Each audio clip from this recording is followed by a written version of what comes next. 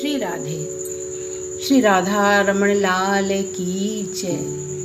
तो आज मैं जिस विषय में आपसे चर्चा कर रही हूँ उस विषय को लेकर मैं बहुत ही परेशान रहा करती थी, पर कहती किसी से भी नहीं थी। आज मुझे मेरी समस्या का समाधान मिल गया है। तो विषय है कि कृष्ण भगवान को लड्डू गोपाल क्यों कहते हैं। मेरे मन में अक्सर पूजा करते समय ये भाव आया करते थे कि कृष्ण जी लड्डू गोपाल के रूप में दिखते हैं, लेकिन ये कैसे क्या है इनका, और तो कुछ समझ में ही नहीं आता कि बस लड्डू गोपाल कृष्ण जी को क्यों कहते हैं।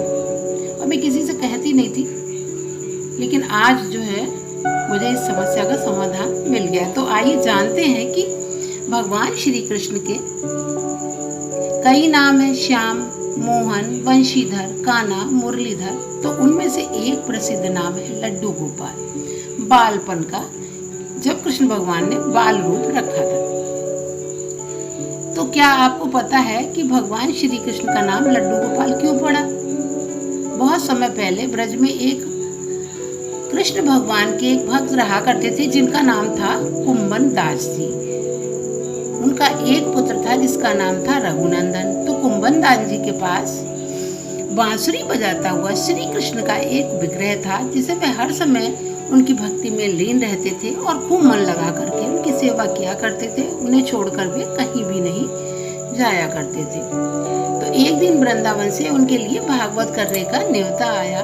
तो पहले तो उन्होंने मना कर दिया कि मैं अगर जाऊंगा तो प्रभु की सेवा में विघ्न पड़ेगा, नियम टूट जाएगा। फिर उनके काफी आग्रह करने पर वो मान गए और उन्होंने अपने पुत्र को समझा दिया कि तुम ठाकुर जी का समय से भोग लगा दिया करना, और मैंने भोग बनाकर रख दिया है।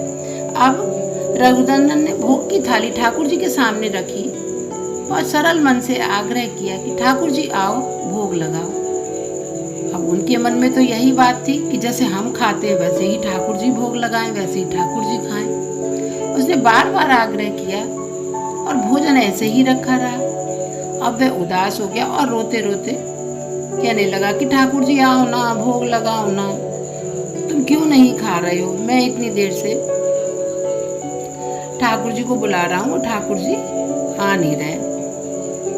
तो ठाकुर जी ने एक बालक का रूप धारण किया और खाने बैठ गए। यह देखकर रघुनंदन जो था वो बहुत ही प्रसन्न हुआ। और रघुनंदन ने जब वो कुंभन दास जी घर पे लौटे रात को, तो उन्होंने अपने बेटे से पूछा कि बेटा रघुनंदन, तुमने भोग लगा दिया? तो बोले हाँ, मैंने भोग लगा दिया, और उन्होंने सारा खाना खा लिया। तो कुंभन दास जी ने कहा ये कैसे? सोचा अपने मन में कि चलो बच्चे को भूख लगी होगी तो उसने खुद ही खा लिया होगा। अब तो रोज का यही नियम हो गया। कुंभन दास जी थाली लगा कर जाते और लौटकर जब प्रसाद मांगते तो रघुनंदन कहता कि ठाकुर जी ने तो सारा ही खा लिया।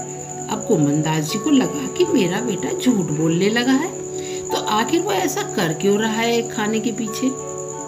तो एक दिन कुंभन दास जी ने लड्डू बनाकर थाली में सजा दिए और छुपकर देखने लगे उनका बेटा क्या करता है, कहीं वो तो नहीं खा लेता है। तो रघुनंदन ने कहा रोज की तरह आओ ठाकुर जी भोग लगाओ, आओ ठाकुर जी भोग लगाओ। और ठाकुर जी रोज की तरह प्रकट होकर के भोग लगाने लगे।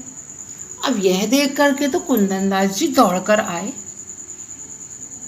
और विनती करने लगे कि उस समय ठाकुर जी के एक हाथ में लड्डू था और दूसरे हाथ का लड्डू जो था वो मुख में जा ही रहा था कि वे जड़ हो गए। इसके बाद उनकी उसी रूप में पूजा की जाने लगी और कृष्ण जी उसी दिन से लड्डू गोपाल जी कहलाने लगे।